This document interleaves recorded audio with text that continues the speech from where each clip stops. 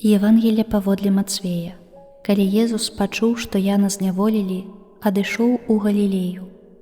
Пакінуўшы Назарэт, прыйшоў і пасяліўся ў Кафарнауме прыморскім, у межах Забулона і Нефталія, каб збылося сказанае прарокам Ісаем, які кажа: «Зямля Забулонава і зямля Нефталіева, на шляху марскім за Ярданам, Галілея язычнікаў, народ, які сядзеў у цемры, убачыў святло вялікае. Над жыхарамі краіны смяротнага ценю заззяла святло».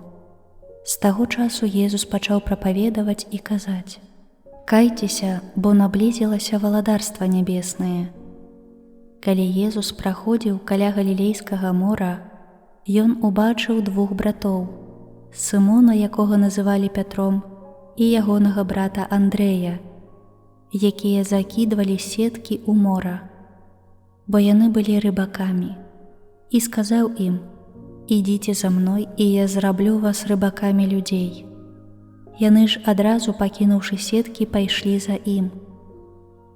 Калі адтуль пайшоў далей, убачыў іншых двух братоў: Якуба Забадеевага і Яна, брата ягонага, якія ў чоўне з бацькам іхнім Забадеем ладзілі свае сеткі, і паклікаў іх, а яны адразу пакінулі човен і бацьку свайго і пайшлі за ім. Езус хадзіў па ўсёй Галілеі, навучаючы ў сінагогах іхніх і абвяшчаючы Евангелле валадарства.